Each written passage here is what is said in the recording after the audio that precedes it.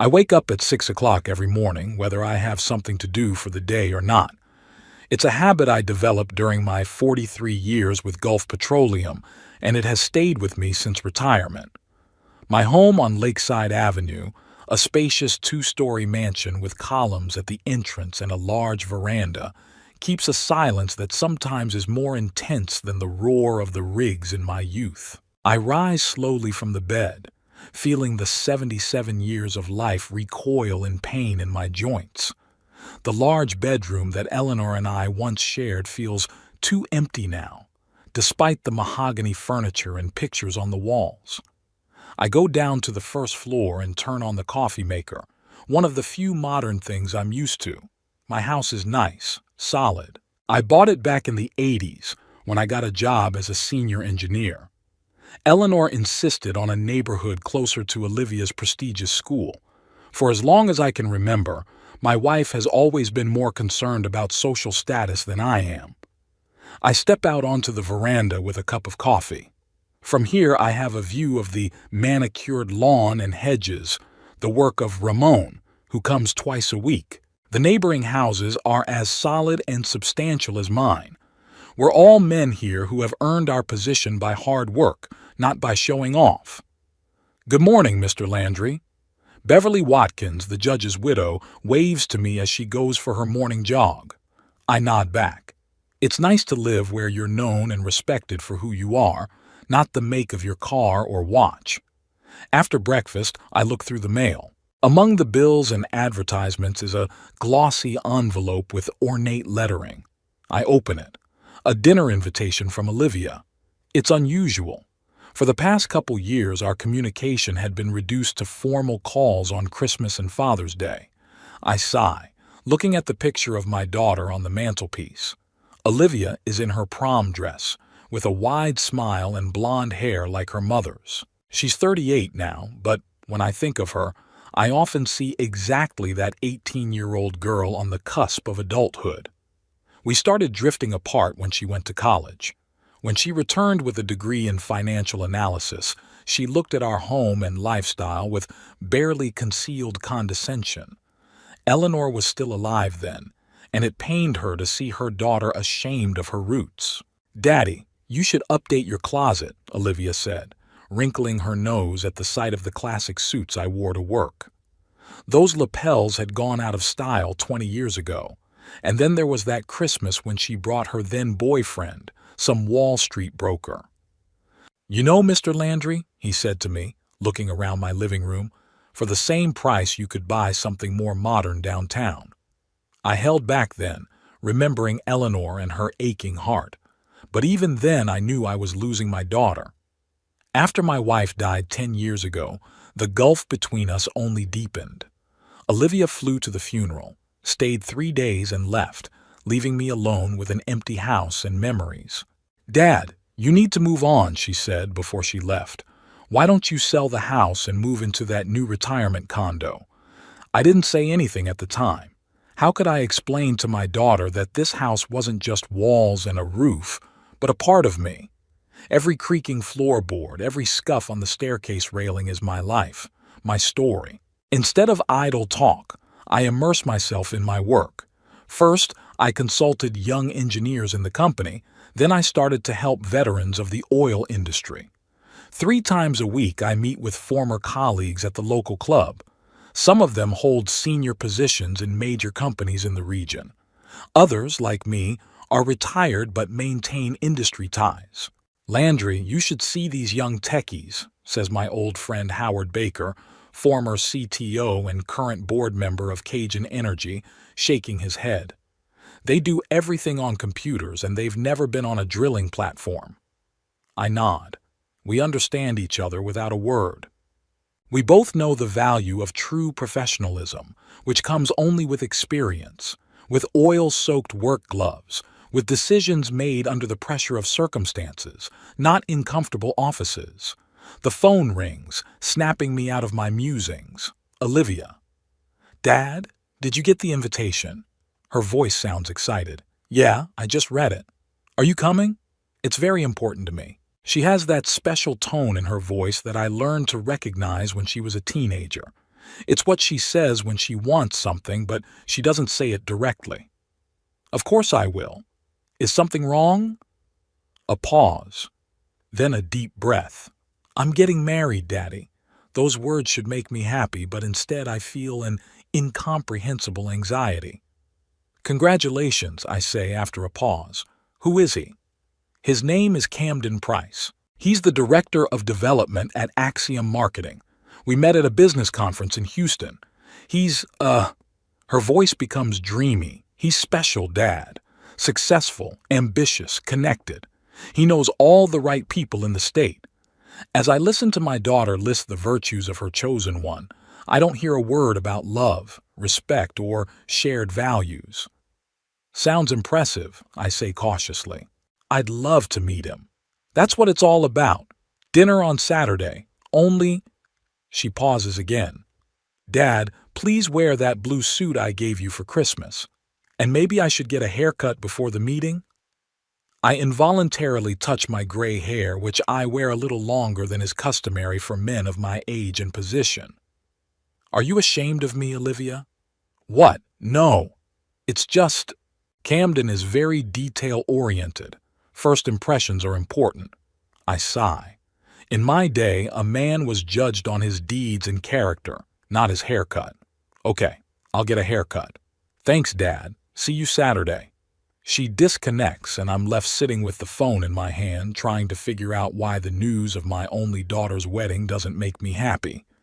Saturday comes faster than I'd like. I put on the suit Olivia gave me, the one that's been hanging in my closet with tags on for almost a year. The material is thin, almost weightless, and the cut is too fancy for someone my age. But I promised. Lakeview is one of the most expensive restaurants in town. I've been here a few times, mostly for corporate events.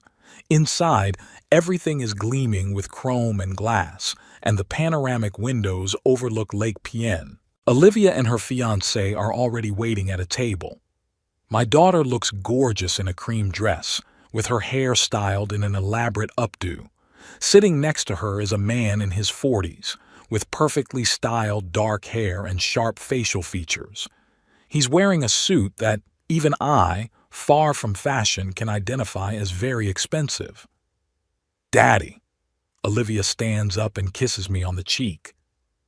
I'd like you to meet Camden. The man rises and extends his hand. His handshake is calculatedly firm, like a textbook of business etiquette. Mr. Landry, we meet at last. Olivia has told me so much about you. His smile doesn't reach his eyes. I've spent my life dealing with people whose decisions have affected millions of dollars in contracts and lives. I've learned to read people, and what I see in Camden Price I don't like. Nice to meet you, I reply, sitting down across from them. Dinner goes by in a strange atmosphere. Camden talks a lot, but not much of substance. He talks about his success in marketing, about meeting important people, about his plans for the future. But behind all these words, I don't see a person, just a glossy magazine cover. What exactly does your company do? I ask him when he pauses. We create an image, Mr. Landry, he says, as if he's explaining it to a child. In today's world, perception is more important than reality. Our clients pay us to look more successful, more attractive, more powerful than they really are. I notice the way Olivia looks at him with admiration, and it makes me uncomfortable. That's an interesting approach, I say neutrally. It's the opposite in engineering. It's reality that matters most because people's lives depend on it. Camden smiles indulgently. That's last-century thinking, Mr. Landry. Now even engineering companies understand the importance of brand. Take your former company, they recently rebranded, changed their logo to a more modern one. I noticed that, I nod. But it didn't make the oil any cleaner. Olivia gives me a warning glance, but Camden laughs, though his eyes remain cold. That's why I wanted to meet you. Olivia said you were an old-school man. I sense there's more than a compliment behind those words. When are you planning the wedding? I asked, changing the subject. In 3 months, Olivia answered. At the Magnolia Country Club. Camden knows the owner and we got a great discount. That's great, I say, even though my gut is screaming danger. And the honeymoon? We're thinking the Maldives, Camden enters. Or maybe a yacht tour in the Mediterranean. It all depends on our budget. He says the last phrase with a peculiar intonation, and I realize where the conversation is going. Sounds expensive, I say. Olivia fixes her hair nervously. Dad, we actually wanted to talk to you about this. You know I've never asked you for money since college. And I appreciate that, I say sincerely. But a wedding is a special occasion, and we were thinking. She looks at Camden for support. We thought you could give us a wedding gift in the form of a honeymoon payment, he finishes for her. Olivia said you're quite wealthy. His voice sounds so confident, like he already considers my money his. I feel a wave of irritation rising inside, but I hold back. I'll think about it, I say neutrally. Dad, Olivia leans toward me, lowering her voice. I know you keep a substantial amount of money in accounts. Mom always said that this money was for my future. I grow bitter at the way she's using Eleanor's memory. Your mother did want happiness for you, I agree. I guess we can discuss the financial side of things later. The rest of the evening passes in a strange tension. Camden keeps talking about himself, sometimes condescendingly interested in my career, but clearly not listening to the answers. Olivia looks at him with such adoration that I feel scared for her. When we say goodbye in the parking lot, Camden shakes my hand firmly. It was nice to meet you, Mr. Landry. I hope you'll support Olivia at this important time in her life. There's a threat hidden in his words that I understand well. Either I pay for their honeymoon or risk losing the last crumbs of my relationship with my daughter. Olivia wraps her arms around me. He's great, isn't he? She whispers. I can't bring myself to lie, so I just pat her on the back.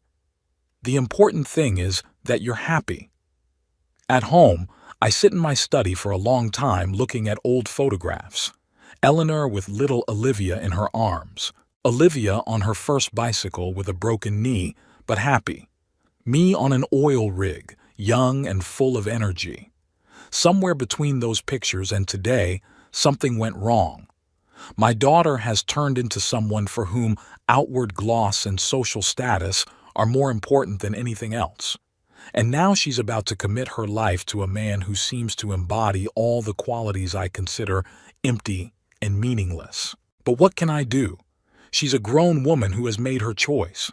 If I refuse to pay for their honeymoon, she'll just drift further away from me. And if I do, I'll feel complicit in what I think was a mistake. I close the photo album and sigh heavily. Maybe I'm wrong about Camden Price. Perhaps behind that facade is a decent man who will make my daughter happy. But then why does the inner voice that has never let me down scream danger? After I met Camden, life spun at an unbelievable pace. Olivia called almost every day, not to talk to me, but to tell me the latest news about the wedding preparations.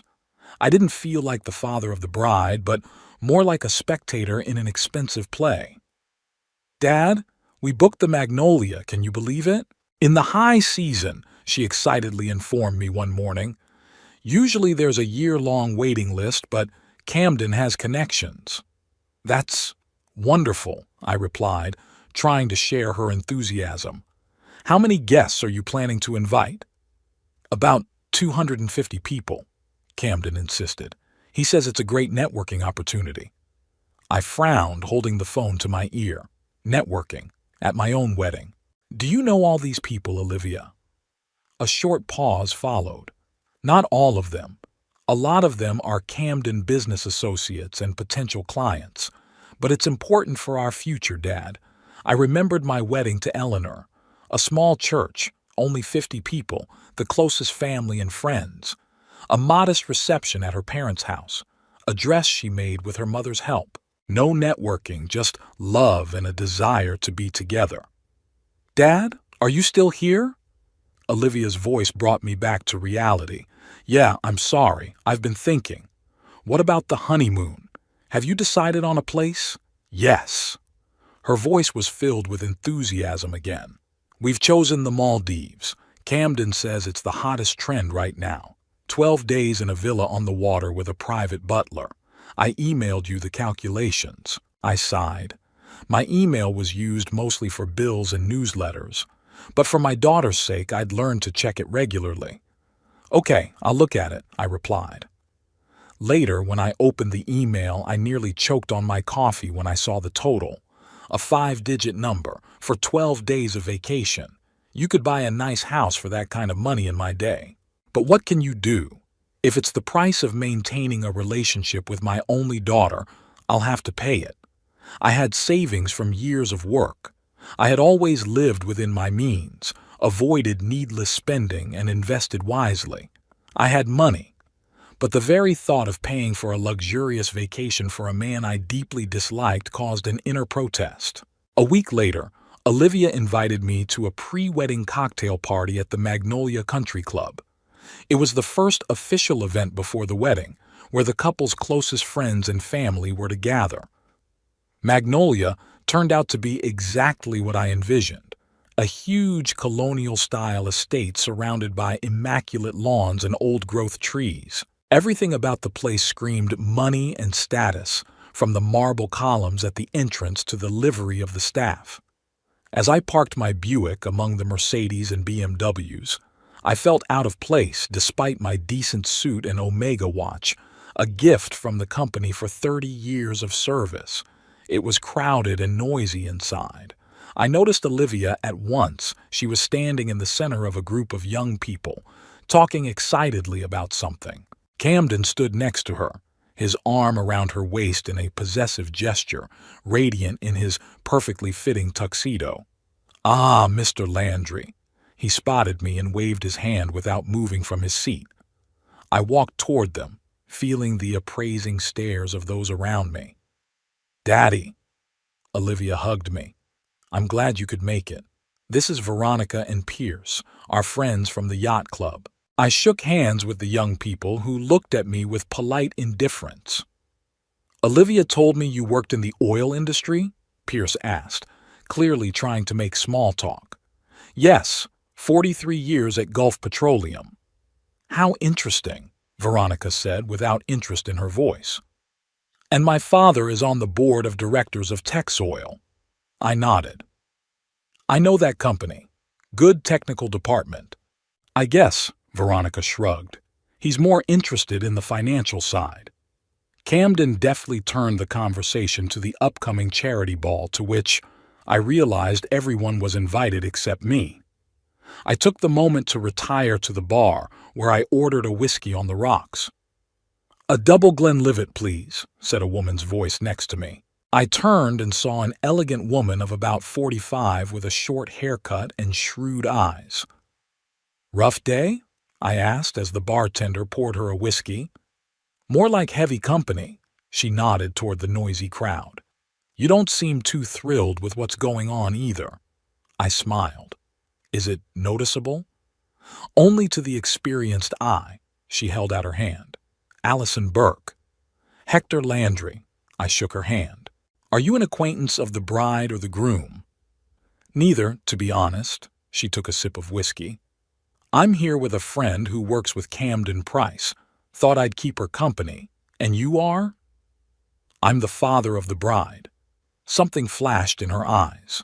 Surprise? Sympathy? But it quickly disappeared. "Congratulations," she said after a pause.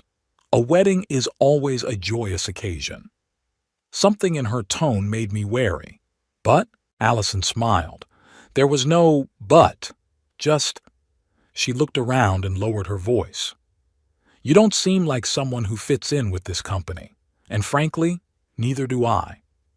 "And what do you do for a living, Allison?" I asked, feeling an unexpected sympathy for this straightforward woman. "I'm a managing partner at Meridian Consulting. We do crisis management for corporations." "That sounds responsible." "It is. I have to deal with the consequences of other people's mistakes and ambitions." She took another sip. "I worked with Axiom Marketing a couple years ago. After one of their key employees left, I tensed." Axiom. That's Camden Price's company, right? Allison nodded, not noticing my interest. Yes, although he joined it after the incident. He's the director of development there now, right? As far as I know, yes, I answered carefully, not wanting to show how interested I was in this conversation. I hear he has a reputation. Controversial, Allison continued, lowering her voice even more. My friend Lauren, who works there now, has told some stories.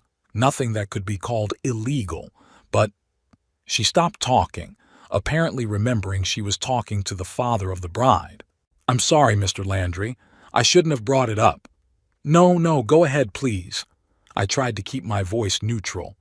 I appreciate the honesty. Allison hesitated, but then apparently decided that once she'd started, she should finish. There are rumors about him in marketing circles. They say he's not averse to appropriating other people's ideas. There was a story about a junior creative director who proposed a concept for a major client. Price initially rejected it, and a week later presented it as his own, without even changing key details. When the guy tried to defend his authorship, Price organized his dismissal, allegedly for incompetence. I listened attentively, feeling my worst fears being confirmed. And this is not an isolated incident? I asked. Unfortunately, no. Lauren had said that the atmosphere in Price's department was toxic, if I may say so. He creates competition between employees, pits them against each other. He can publicly humiliate them for the slightest mistake. And yet he's the sweetest, most professional person in front of clients and management. Allison suddenly faltered and blushed. Oh my God, what am I doing? Telling the father of the bride these things about his future son-in-law. I'm sorry, Mr. Landry. It's unforgivable of me. I shook my head. Don't apologize. I prefer to know the truth, however unpleasant it may be. She looked at me sympathetically. Perhaps it's not as bad as they say. There are always enough rumors and envy of successful people in business. I nodded, though inwardly I was sure that Allison's story only confirmed what I'd felt the first time I'd met Camden. Thank you for your candor, I said, finishing my whiskey. I think I should get back to my daughter. It was nice to meet you, Mr. Landry. She handed me her card. If you ever need crisis management counseling, in any field. I took the card and tucked it in my pocket. Something told me it might come in handy. When I returned to the main group, I found Olivia and Camden passionately discussing the details of the wedding ceremony with some burly man. The archway will be decorated with white roses and orchids imported from Thailand, Olivia said. Camden insisted that everything be perfect. And rightly so, darling, the man replied. This was a once-in-a-lifetime event, especially with the Jamesons and the Kowalskis present. It's a chance to impress the entire business world of Louisiana. I stood back, watching this conversation and feeling a growing unease. My daughter was talking about her wedding like it was a marketing campaign, not the joining of two loving hearts. When I had the chance, I took Olivia aside. Can I talk to you? Alone. She glanced at Camden, who was busy talking to some important guests, and nodded. Make it quick, Daddy. We're toasting soon. We went out onto the terrace where it was quiet and cool. The sun was already setting, coloring the sky in shades of pink and gold. What did you want to talk about? Olivia asked, glancing nervously at her watch. I took a deep breath, searching for words. Olivia, are you sure this is exactly what you want? All this pomp. 250 guests, many of whom you don't even know. She frowned. Of course I'm sure. It's going to be the event of the year. Everyone's already talking about it. I'm not talking about the wedding. I took her hand gently. I'm talking about your marriage to Camden. Do you love him? Her face tensed. What kind of question is that, Papa? Of course I love him. He's smart, successful, driven. Those are his resume, not reasons to love him, I interrupted her gently. I've heard some things about him. The way he runs his business, the way he treats his employees. Olivia pulled her hand away. Who did you hear it from? From one of those old oil man friends of yours who are jealous of today's successful businesses? No, from people who know him from work. I decided not to mention Allison directly. Olivia, I'm just worried about you. I want you to be happy. I will be happy. Her voice got higher. Camden gives me everything I've ever dreamed of. Status, connections, opportunities. We're perfect for each other. What about respect, love, support? I tried to speak softly but firmly. Marriage isn't a business contract, Olivia. Her face turned red with anger. You don't understand anything, Dad. The world has changed. It's all about love and respect and support, and it's expressed differently now. Through social status, through the opportunities we create for each other. I shook my head. I know only one thing. If a person is capable of framing colleagues, appropriating other people's ideas, publicly humiliating subordinates, then sooner or later he will do the same to his loved ones. Who told you that? Her eyes narrowed. It's all lies. Envious people always spread rumors about successful people. Olivia, no, Dad. She held up her hand to stop me. I know what's going on. You've always been against my lifestyle. You liked it when I was a little girl who admired her engineer daddy. But I've grown up. I'm on my own path. And Camden is part of that path. I felt the wall of misunderstanding I'd hoped to break down growing back between us. I just want to keep you from making a mistake, I said quietly. The only mistake I can make now is letting your old-fashionedness and envy ruin the most important day of my life. Jealousy? I was genuinely amazed. What am I jealous of? Our success, our status. She waved her hand toward the club. The fact that Camden and I are on a different level than you once were. Face it, Dad. You're stuck in the last century with your views on life and business. Her words hurt me deeper than she could have imagined. Not because they were true, but because they showed how distorted her perception had become. You're wrong, Olivia, I said calmly, but I'm not going to try to change your mind. It's your life and your choice. Exactly, she fixed her hair. And I chose Camden. If you can't be happy for me, at least don't ruin my day with your unfounded suspicions. At that moment, Camden came out onto the terrace, smiling radiantly. There you are. Everyone had already gathered for the toast. His smile faded when he noticed the tension between us. Is everything all right? Of course, darling. Olivia was instantly transformed, her smile blossoming. Daddy just wanted to discuss the details of the honeymoon. In fact, he'd agreed to pay for our trip to the Maldives. I opened my mouth to object, but saw the pleading look in my daughter's eyes. And I realized that I was faced with a choice. Either to publicly refuse her and finally break our relationship, or to agree and maintain at least the appearance of family ties. Yes, I said at last, I want to give you this gift. Camden's face broke into a smile that didn't touch his eyes. That's very generous of you, Mr. Landry. Olivia and I really appreciate your support. He put his hand on Olivia's shoulder in a possessive gesture, and they went back into the hall, leaving me alone on the terrace. I stood looking out at the sunset, feeling bitterly disappointed. My attempt to reach my daughter hadn't just failed, it seemed to push her away from me even more. But that wasn't the scariest part.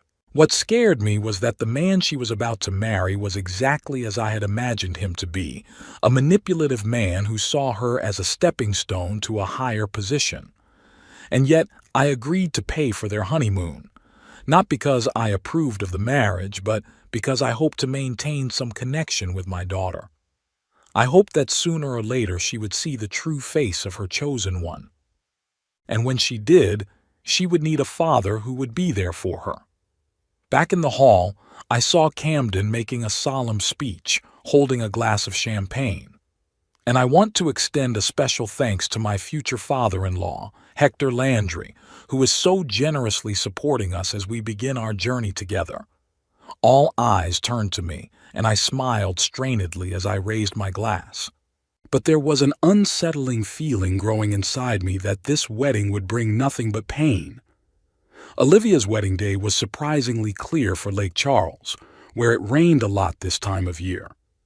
I took that as a good sign, even though deep down I didn't think anything good would come of the marriage.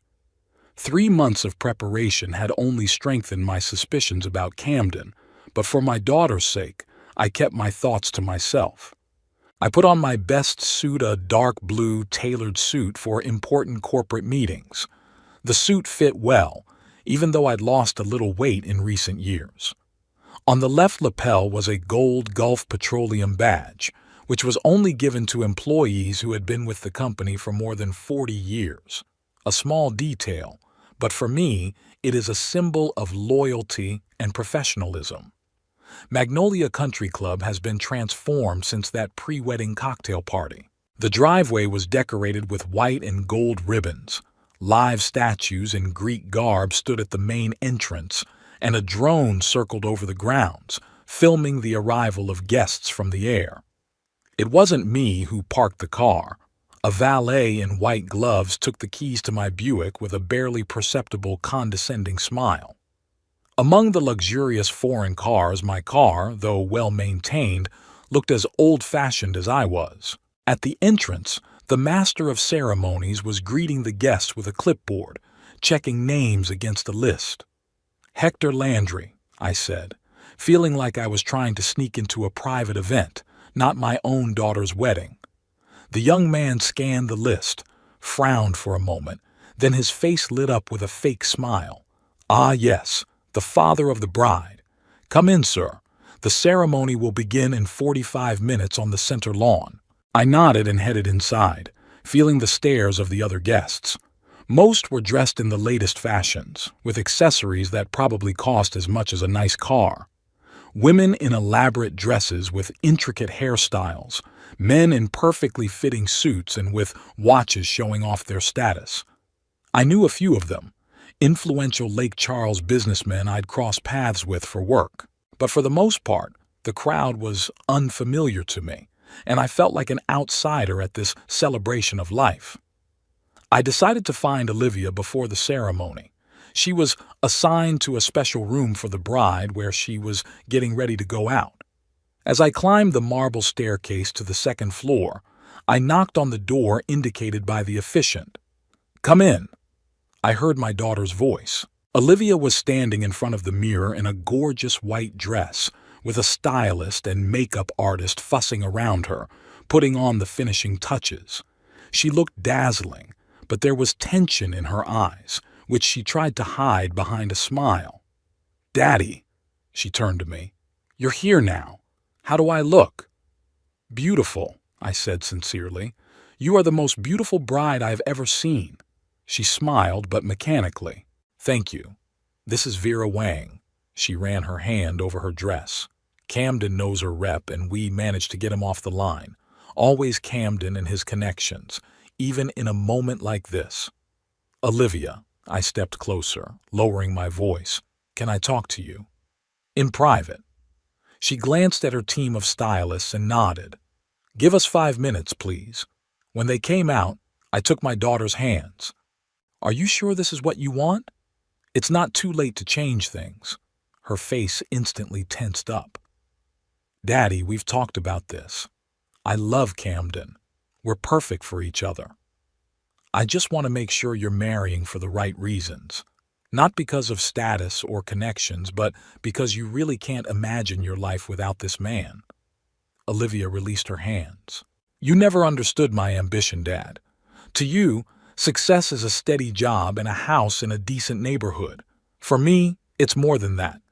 Camden shares my goals, understands my aspirations." I wanted to say more, but at that moment the door swung open and Camden walked into the room in his designer tuxedo. "Oh, I'm sorry." He pretended to be embarrassed. "I didn't realize you weren't alone, dear." "The groom shouldn't see the bride before the ceremony," I said, trying to keep my voice light. "It's bad luck." Camden laughed, but his eyes remained cold. "Olivia and I aren't superstitious, Hector. We're modern people who create our own luck, not wait for it from fate." He walked over to Olivia and kissed her cheek. "You look stunning, darling. I came to tell you that the Kowalskis had arrived. A whole delegation. Olivia instantly perked up. All three of them?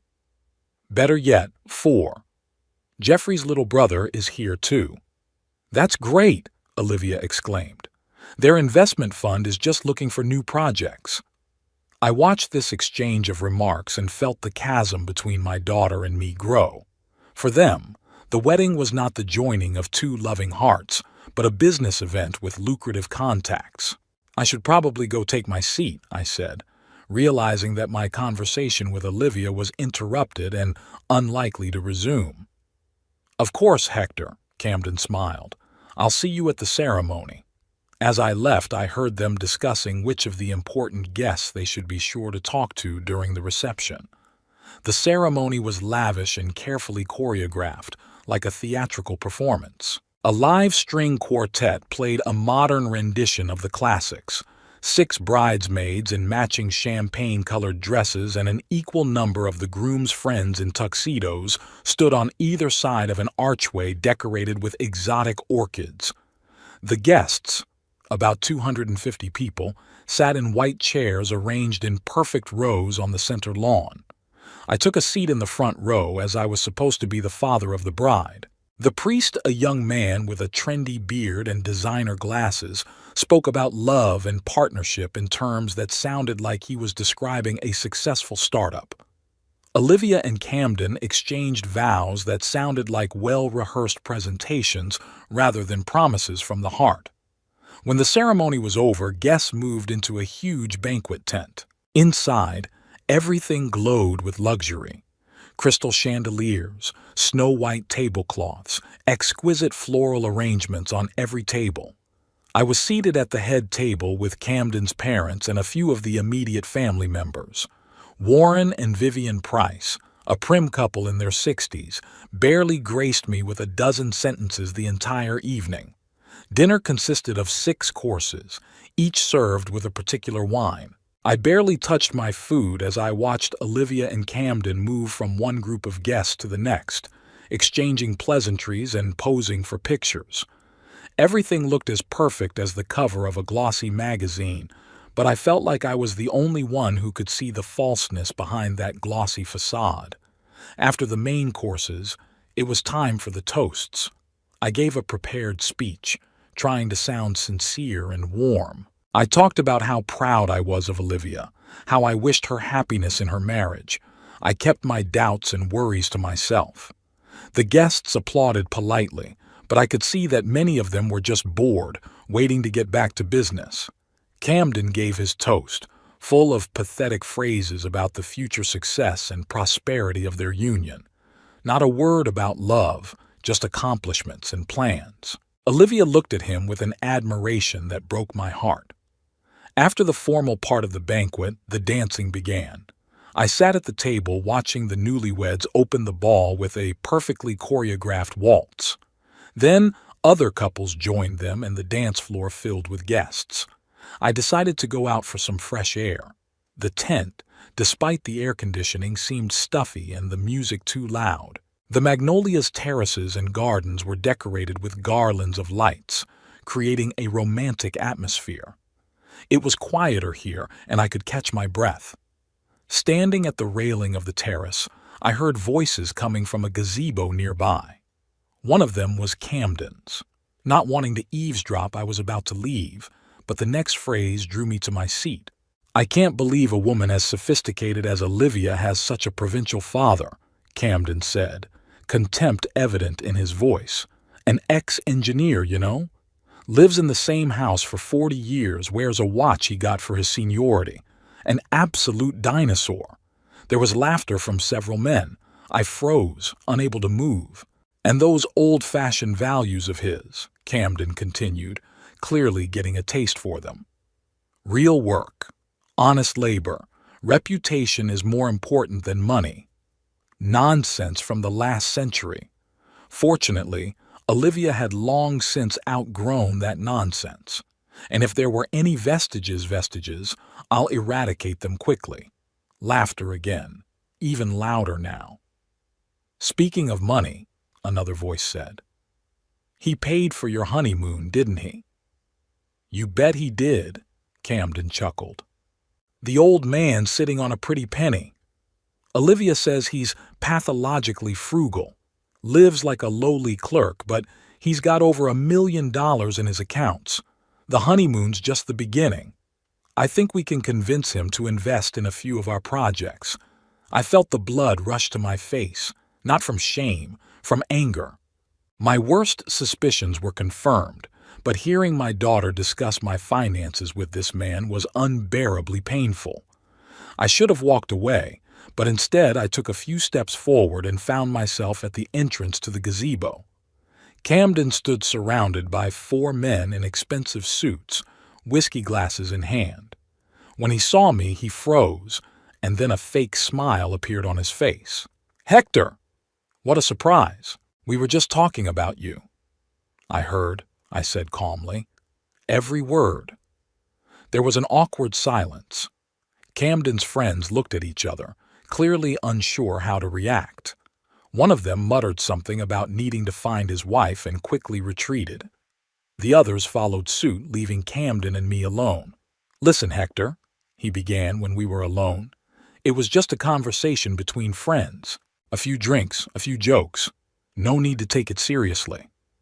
"It wasn't a joke," I replied, surprised at my own calmness. "You really mean it, and apparently my daughter shares your opinion of me." "Olivia loves you," he said unconvincingly. "It's just that your outlook on life a little outdated, but that's natural for your generation." Olivia came out onto the terrace at that moment. She spotted us quickly and headed toward the gazebo. "There you are," she exclaimed with feigned joy. "I've been looking for you both. The cake cutting is coming up." She looked at our faces and her smile faded. "What's going on?" "Your husband was just telling his friends what a dinosaur I am with outdated values," I said bluntly, "and how you plan to extort money from me for your projects." Olivia turned pale but quickly pulled herself together. "Dad, I'm sure you misunderstood. Camden never said such things. Not only did he talk, but he laughed with his friends. And you, as I understand it, discussed my finances with him." She cast a quick glance at Camden, looking for support. "It was just a conversation," Camden interjected more confidently. "And yes, we were talking about possible investments. What's the big deal? Any father wants to help his daughter and her husband get back on their feet." "I've already helped you by paying for this extravagant wedding and your honeymoon," I replied. "But you seem to think of me as a cash cow." "Daddy!" Olivia exclaimed. "How can you say that? On our wedding day?" By now, our conversation had attracted the attention of the other guests. Several people came out onto the terrace and watched curiously. Camden noticed this and decided to take the offensive. "Hector," he said loudly so that everyone could hear, "I realize that it is difficult for you to accept modern realities, but please don't spoil this day with your suspicions and resentments." "They're not suspicions," I replied, feeling a lump come up in my throat. "I heard every word you said about how you plan to eradicate what's left of my values from Olivia, about how you plan to use my money." A small crowd had formed around us. I noticed some of the guests were taking pictures on their phones. Camden realized the situation was getting out of hand and decided to call it a day. "I think you should leave," he said icily. "You're in no condition to be at a gala. Maybe it's the alcohol, maybe it's your age, but you're making an inappropriate scene." "Camden's right, Dad," Olivia joined in, to my deep disappointment. "You need to calm down. Maybe it's best to go home and get some rest." I looked at my daughter, trying to find some understanding or sympathy in her eyes, but all I saw was fear, not for me, but for how this situation looked in the eyes of her new, important acquaintances. "Get out!" Camden suddenly shouted, losing the rest of his composure. "I don't want you here with your old-fashioned lectures and suspicions. We are building a new life, and you are a relic of the past." There was silence in the tent. All eyes were on us. I waited for Olivia to stand up for me, to say a word in my defense, but she just stood next to Camden, clutching his arm, and smiled strainedly, as if this were just an awkward situation to be handled with dignity. In that moment, I realized that I had finally lost my daughter. She had made her choice, and that choice was not in my favor. "Well," I said quietly, but in the silence, everyone could hear me, "I won't interfere with your celebration." I turned and walked away, keeping my back straight and my head up, even though everything was crumbling inside. As I passed the guests, I saw a mixture of curiosity, embarrassment, and pity on their faces. No one stopped me or said a word of encouragement. As I left Magnolia, I already knew that I would not let this humiliation go unpunished, not out of petty revenge, but because people like Camden should get what they deserve. And if my daughter couldn't see his true colors, I would show them to her myself, even if it was painful for both of us. I got home well past midnight. I sat in a chair in the living room without turning on the light and stared into the darkness for a long time.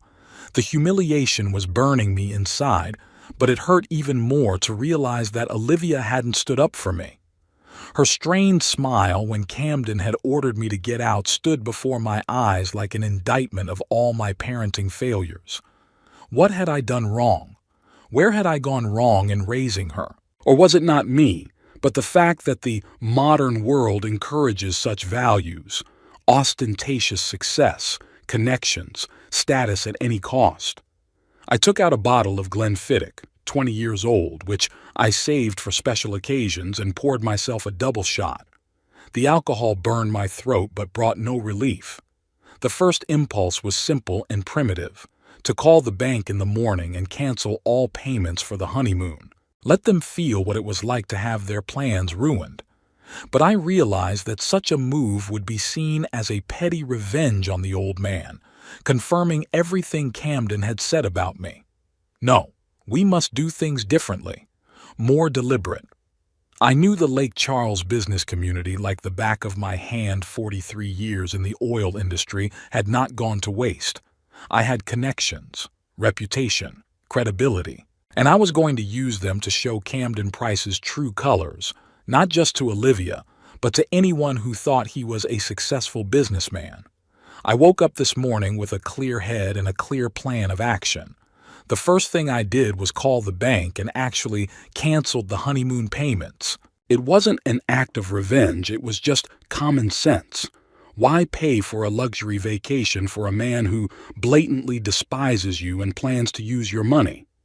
"Mr. Landry, are you sure?" The bank clerk interjected.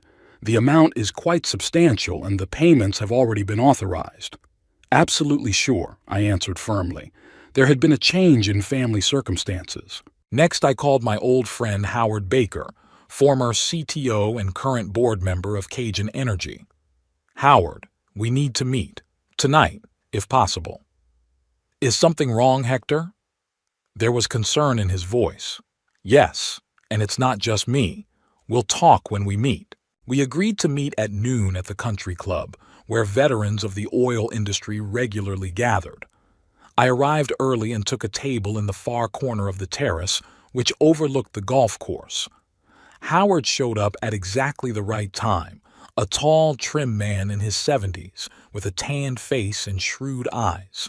We'd known each other for more than 4 decades, started Gulf Petroleum together, lived through the oil crisis of the 70s, and the transformation of the industry in the 2000 years.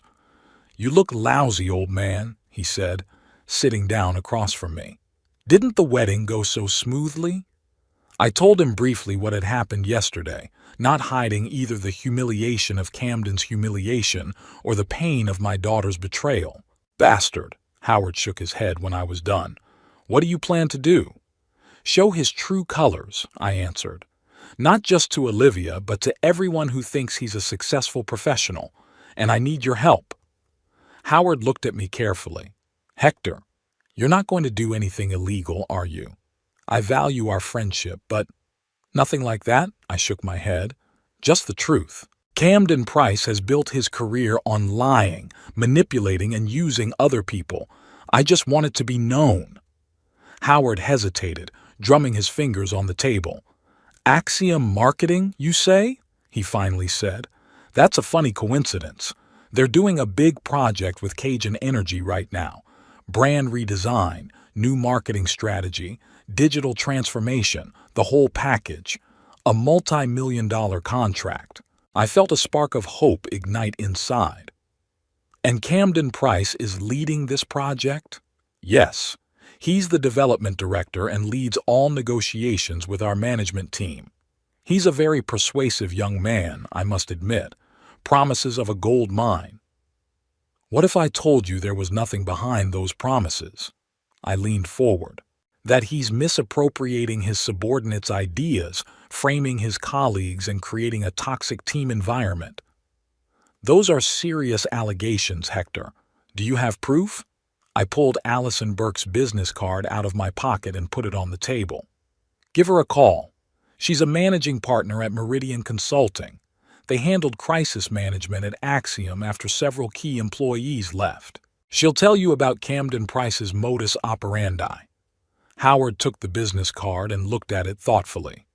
Let's say you're right. What do you suggest? Organize a meeting. The board of directors of Cajun Energy and representatives of Axiom. I'll come in as a consultant on your side. Leave the rest to me. Hector, you do realize that if you're wrong, there could be serious consequences. Not just for Camden, but for you as well. I nodded. I'm fully aware of that.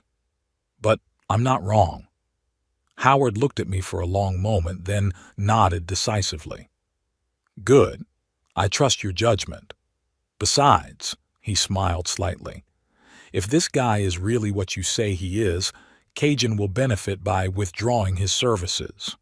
We discussed the details, and 2 days later a meeting was scheduled. In that time, I had time to contact Allison Burke, explain the situation, and get more information from her about Camden's modus operandi. She was surprised by my call, but after hearing about the public humiliation at the wedding, she agreed to help. I don't have any direct evidence of his impropriety, she said, but I can give you contacts of people who have been affected by his actions. If they're willing to talk, of course. To my surprise, several former Axiom employees were eager to share their stories about working with Camden Price. Especially valuable was the story of Jason Morgan, a former creative director whose rebranding concept for a major pharmaceutical company was appropriated by Camden.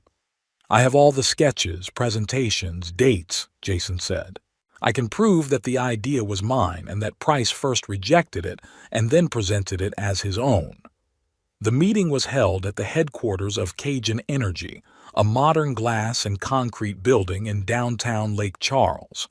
Howard introduced me as an experienced strategic development consultant, which was no great exaggeration given my background in the oil industry. Camden showed up accompanied by 2 young employees carrying file folders and laptops. He was dressed in an impeccable suit and exuded the confidence of a man accustomed to getting what he wanted. When he saw me, he froze for a moment, and then his face took on an expression of professional courtesy. Mr. Landry, what a surprise, he said, extending his hand. I didn't know you were consulting for Cajun Energy. I shook his hand, feeling anger boiling up inside, but outwardly remaining completely calm. Mr. Price, small world, isn't it? The meeting began with Camden's presentation on the rebranding strategy for Cajun. He spoke confidently, using buzzwords and promising a revolutionary approach to brand positioning. The board listened attentively, asking questions which Camden answered smoothly and persuasively. When the presentation was over, Howard looked at me and nodded. My exit. Impressive presentation, Mr. Price, I began, especially the concept of green progress, very relevant to an oil company in today's realities. Camden smiled, clearly flattered. Thank you, Mr. Landry. It really is a key element of our strategy. And when did you develop it? I asked innocently. It's the result of months of work by our team, he replied, tensing slightly. We've done extensive market research, competitor analysis. That's strange. I pulled a few sheets of paper out of the folder. Because I'd seen an almost identical concept presented by Jason Morgan 6 months ago, right down to the use of the same key phrases and visual metaphors. There was silence in the room.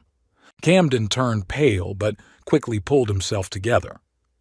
Jason Morgan was fired from Axiom for incompetence, he said coldly, and his ideas were rejected as being out of line with the market. Really? I looked at the board members. Then why is your current client Biopharma using a strategy developed by Morgan but presented by you as your original solution? I put some more documents on the table. A comparative analysis of Morgan's concept and Biopharma's current marketing campaign. And this is not an isolated incident, I continued. Over the past 3 years, at least 5 Axiom employees have quit or been fired after their ideas were appropriated by you. Emily Chen, Marcus Johnston, Lauren Peterson. With each name, Camden lost his composure more and more. His aides looked around in confusion, not knowing how to react. "These are absurd accusations," he finally said. "You have no proof." "I have written testimony from all the people mentioned," I replied calmly. "I also have Meridian Consulting's report on the reasons for the high turnover in your department, reasons that boil down to a toxic management style and appropriation of other people's ideas." One of the board members, an older man with a shrewd eye, leaned forward. "Mr. Landry, these allegations are very serious. Do you realize that they could have legal ramifications?" "I understand completely," I nodded, "and I'm prepared to answer for every word I say. What's more," I looked directly at Camden, "I know firsthand the methods by which Mr. Price achieves his goals. He doesn't shy away from humiliating people, manipulating and lying if it serves his interests." "This is a personal vendetta," Camden suddenly shouted, losing his temper. "This man is my wife's father, and we had a conflict at the wedding. He's trying to take revenge on me by ruining my career." "Indeed, Mr. Price is married to my daughter," I confirmed. "And yes, there was an incident at the wedding. You publicly humiliated me and ordered me out. But if it were just that, I wouldn't jeopardize the reputation of a company I've worked for over 40 years and people I respect." I nodded toward Howard and the other board members. "I'm here because I feel it's my duty to warn my longtime colleagues about a man who could damage their business." Howard coughed. "I think we should take a break and discuss the situation," he said, addressing the board. "Mr. Price, we'll get back to you later." Camden tried to object, but the chairman raised his hand to stop him. "We will review all the materials provided and make a decision. For now, please leave us alone." When Camden and his assistants left, a heavy silence hung in the room. Finally, one of the directors, whom I didn't know, turned to me. "Mr. Landry, do you realize that if your accusations are not confirmed, Axiom may sue Cajun for breach of contract?" "My accusations will prove true," I replied confidently. "Call Meridian Consulting, talk to Allison Burke, contact Jason Morgan and other former Axiom employees. Do your own investigation. I'm sure you'll find a lot more than I could gather in a few days." Howard backed me up. "I've known Hector for 40 years. If he says he can back up what he says, then he can." The board of directors met for over an hour. I was asked to wait in a neighboring office. I sat there, looking out at the view of Lake Charles and thinking about how Olivia would react when she learned of my actions. Would she be angry? Will she think I betrayed her? Or would she finally see the true face of her husband? Finally, I was invited back into the conference room. Howard met me at the door and said quietly, "They believed you, Hector. Cajun is breaking the contract with Axiom." I nodded, feeling not triumph but rather sad satisfaction. This was not a victory, but a necessity I could not ignore. The chairman of the board, a gray-haired man with an authoritative face, formally informed me of the decision. "Mr. Landry, we thank you for the information you have provided. We have contacted some of the sources you mentioned and have received confirmation of your words. Cajun Energy cannot work with a company whose practices raise such serious ethical questions. The contract with Axiom Marketing will be terminated. I thanked the board and left the building feeling a strange emptiness inside. I had done what I thought was right, but it didn't bring relief. The hardest part lay ahead, facing the consequences of my actions. The wait was not long. That evening, as I sat in my office looking through old photos, the phone rang. Olivia. I took a deep breath and answered, "Daddy, what have you done?" Her voice shook with anger and tears. "Did you know that Cajun Energy broke the contract with Axiom? It was Camden's biggest project." "I know," I replied calmly. "I was at that meeting." "You... what?" She seemed speechless. "Did you do it on purpose, out of revenge?" "Not out of revenge, Olivia. Out of justice. I was just telling the truth about your husband's modus operandi, how he misappropriates ideas, how he creates a toxic atmosphere on the team." "That's a lie," she exclaimed. "Camden is a talented professional. All these people you found are just jealous of his success. And that's why their statements match? And that's why Jason Morgan has proof that Camden stole his concept." I tried to speak calmly but firmly. The Cajun board of directors wouldn't tear up a multi-million-dollar contract without a good reason. There was silence on the phone. Then I heard muffled sobs. "You ruined his career," Olivia said finally, "and our marriage. He's furious. He's screaming that I should have warned him about your oil connections, that it's my fault for what happened." I closed my eyes, feeling my heart clench. This is the true face of Camden Price. At the first sign of trouble, he blames it on his wife. "Olivia," I said softly, "don't you see? A man who really loves you would not blame you for his failures, especially if those failures are the result of his own actions." "You don't understand," she whispered. "This was his chance for a promotion. Now it's over. For a man with real talent and honest methods, one failure wouldn't be the end of a career," I pointed out. "But Camden built his success on lies and manipulation, and such structures fall apart sooner or later." "I can't talk to you right now," Olivia said after a pause. "I need to think, and to help Camden deal with this crisis." "Of course," I agreed. "But know that no matter what happens, my door is always open to you." She disconnected without saying goodbye. I put the phone down and sat in silence for a long time, thinking about what I had done. I didn't feel triumph or satisfaction, only the hope that my daughter would now see the true nature of the man she married, and the bitterness of realizing how much pain she would have to endure. The 2 weeks after the Cajun Energy incident passed in tense suspense. Olivia hadn't called and I hadn't tried to contact her, knowing she needed time to process what had happened. I learned from mutual friends that internal investigations had begun at Axiom Marketing, and Camden had been suspended. I returned to my normal life. Meetings with former colleagues, counseling young engineers, working in the garden, which always brought me comfort. But thoughts of my daughter never left me for a moment. I knew I'd made the right choice in exposing Camden's true nature, but the price of that truth was high. I might have lost Olivia for good. One evening, as I sat on the porch with a book, enjoying the cool breeze off the lake, a car pulled into the driveway, an unfamiliar dark blue sedan. A few seconds later, Olivia stepped out of it. She looked different, without her usual flawless makeup and designer clothes. Simple jeans, a t-shirt, her hair gathered in a careless bun, and her eyes were red from crying. "Hi, Daddy," she said quietly, walking up the veranda steps. "Can I come in?"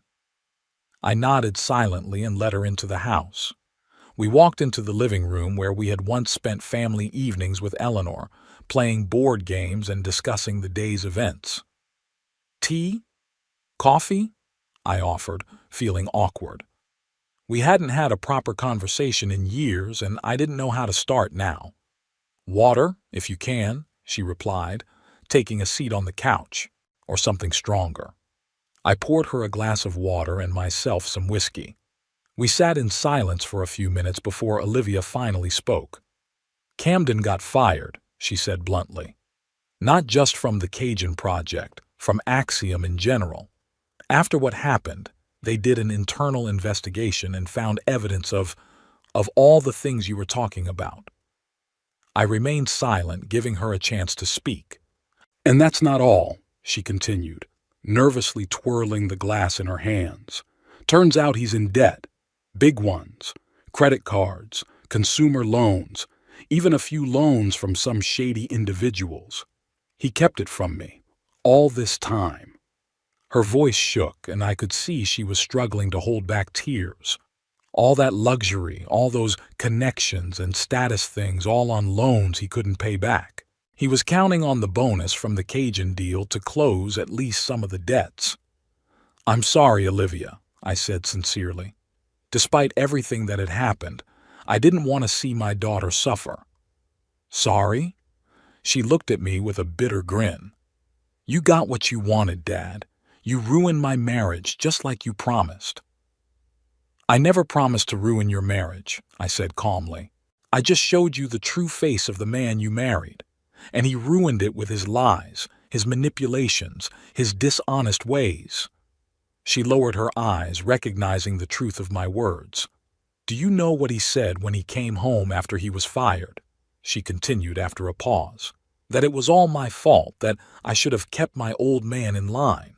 That if I hadn't whined about the expensive wedding and honeymoon, he wouldn't have had to go into so much debt." The tears she'd been holding back finally flowed down her cheeks. "He drank for days on end. He'd come home at midnight, reeking of some woman's perfume. And when I asked him about it, he said he was entitled to compensation for all the trouble." I clenched my fists, feeling a wave of anger rising in me. It's one thing to misappropriate someone else's ideas and screw over your co-workers, and quite another to betray and humiliate the woman you supposedly love. "Why didn't you leave him right away?" I asked, trying to make my voice sound non-judgmental. "Pride, I guess," she grinned bitterly. "I didn't want to admit that you were right, that I was wrong to reject your values and your way of life for this." She took a sip of water and continued. "But yesterday, something happened that was the final straw. He hit me. I jumped to my feet, unable to contain my outrage. He what?" "Sitting down." She gestured for me to calm down. "I'm fine. It wasn't a punch, more like a slap. We'd been arguing about money. I'd learned that he'd withdrawn the last of our joint savings from our joint account. He yelled that I was as worthless as my father and hit me." She raised her head, and in her eyes I saw not only pain, but determination. At that moment, I realized it was over. I packed the essentials and went to a friend's house, and today I decided to come to you. I sat back in my chair, trying to digest what I'd heard. My anger at Camden was mixed with relief that Olivia had finally seen his true colors, and bitterness at the humiliation she'd been put through. "You did the right thing," I said. "No one has the right to lay a hand on you." "Never." She nodded, wiping away her tears. "I've already talked to a lawyer. The divorce will be complicated because of his debts, but I want a complete breakup. No compromises." "That's reasonable," I agreed. "If you need help with the legal costs—" "Actually," she interrupted me, and her voice became a little different, more calculating. "That's what I wanted to talk to you about. Dad, I need help. Not just with a lawyer, but with a place to live and money for the first time. All my savings went to the damn wedding and to cover some of his debts." Something in her tone alerted me. This sudden practicality after an emotional story. This shift from vulnerability to businesslike. "Of course I'll help you, Olivia," I said gently. "You're my daughter, and I'll always be there for you in times of need." "Thank you." She smiled slightly. "I knew you wouldn't say no, especially since, well, in a way, you're the one who hastened the demise of our marriage. There it is, not just asking for help, but trying to use guilt to get more." "I don't regret what I did," I said bluntly. "Yes, I hastened the inevitable. But better the painful truth now than years of living with a man who has no respect for you or your family. Olivia tensed. I'm not saying you were wrong, Dad. It's just, I really need your support right now, and not just morally. How much? I asked her straight out. She named an amount that made me raise my eyebrows. It was too much for an emergency. For what exactly? Well, for one thing, a lawyer. A good one. Second, I want to rent an apartment downtown. This house is too far from my work. And then I need to update my closet, get my confidence back after everything that's happened. You realize how important it is to look successful in my field. I looked at my daughter carefully. In her eyes, I saw not remorse or gratitude, but calculation. She came to me not because she realized the value of our relationship, but because she needed financial support. And she was using our family ties as a tool to get that support, just as Camden had once planned to use me. I'll help you with a lawyer, I said after a pause. And you can live here until you get back on your feet. There's plenty of room in the house, and I'll be glad of your company. Her face changed to one of disappointment. Papa, you don't understand. I can't live here. It's so far away from everything. And besides, I need space to start a new life. You can start a new life from here, I argued. It's a good, solid house, and it's always open to you. And the money? She wouldn't budge. I need money to get back on my feet. I sighed. Olivia, I'm willing to help you with the essentials, but I won't give you a large sum of money without a specific purpose. It won't help you in the long run. It won't? Her voice has become harsh. What do you think it will do? Living in this old house like you? Wearing the same clothes for years? Saving every dime you have even though you have millions in your bank accounts? It's not about money, I said firmly. It's about values. It's about what's really important in life. And apparently, you haven't learned your lessons from this Camden thing. She stood up, clenching her fists. You and your moralizing again. I thought you'd be glad I'd finally seen Camden's true colors, that you'd be there for me in my time of need, and you're trying to control me again. I'm not controlling you, Olivia, I said calmly. I'm offering you help, a roof over your head, and support with legal expenses, but I won't fund a lifestyle that, as you've just seen, leads nowhere. It's my choice, she exclaimed. My life. Why can't you just help me without all these conditions and moral lessons? I stood up and looked her in the eye. Because I see that you came here not out of a desire to repair our relationship, but out of necessity.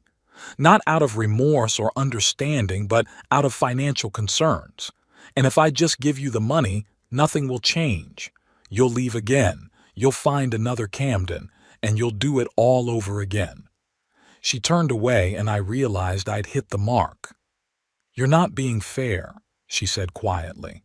I'm really sorry for the way I've treated you all these years, for not standing up for you at the wedding.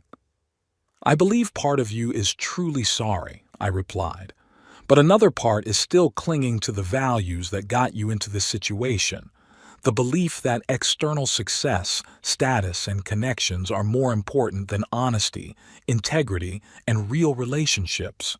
Olivia was silent, and I could see the struggle on her face. Then she took a deep breath and looked at me with cold determination. You know what, Dad? You're right. I came to you for the money, because I knew you wouldn't say no to your own daughter, especially when it turns out you were right about my husband. Her candor surprised me, but it also made me respect her. At least she stopped pretending. I appreciate your honesty, I said, and my offer still stands. You can stay here as long as you need to. I'll help you with your lawyer, but I can't do more than that, not because I don't love you, but because it wouldn't be real help. You're so stubborn, she shook her head. You always know best what's right and what's wrong. You never compromise. Not on principle, I agreed. And that's why I've been able to live a life I'm not ashamed of, build a career I'm proud of, and raise a daughter who, despite our differences, wasn't afraid to leave the man who'd raised his hand on her. Something in my words seemed to hurt her.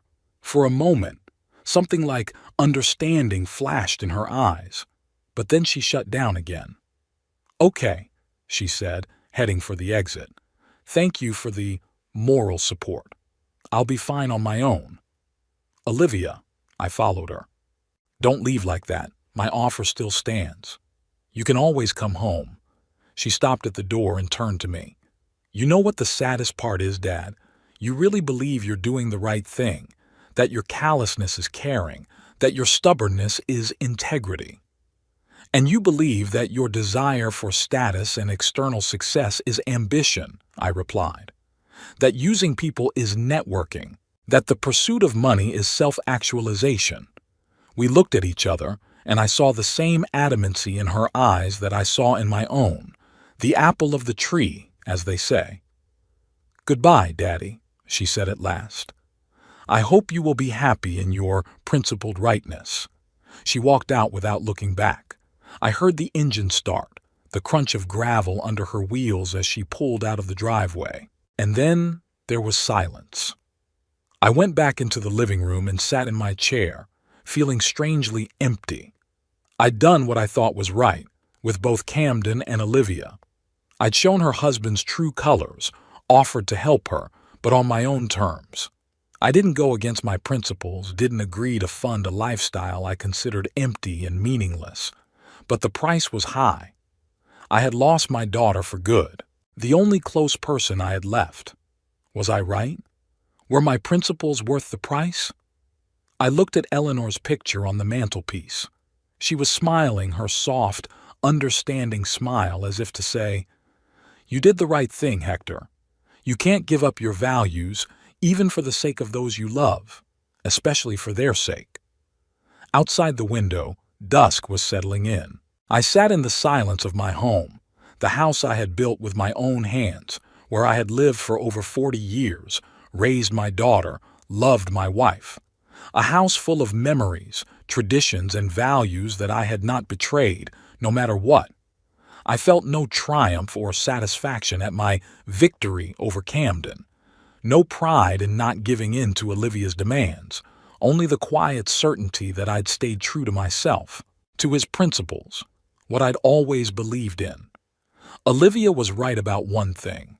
I am stubborn, but that stubbornness has helped me get through life with my head held high, helped me build a career I'm proud of and a reputation that's respected, helped me stand up and walk away with dignity when I was publicly humiliated at my only daughter's wedding. And if the price of that loyalty to myself is loneliness in old age, well, I'm willing to pay it. Because compromise on principle always leads to a loss of self-respect. And without it, there is no true love, no true friendship, no true life. Perhaps someday Olivia will realize that. Perhaps life will still teach her lessons that will help her see the value of what I was trying to impart to her. Or maybe it won't. It's her path, her choice. I can't walk it for her. I can only hope that somewhere in the back of her mind she remembers the values that Eleanor and I tried to instill in her, and that one day those seeds will sprout, helping her find not ostentatious success, but true happiness. In the meantime, I'll move on, gardening, counseling young engineers, seeing friends, and keep the door open in case she ever comes back. Not for money or status, but for what really matters: love, understanding, and acceptance. A real family.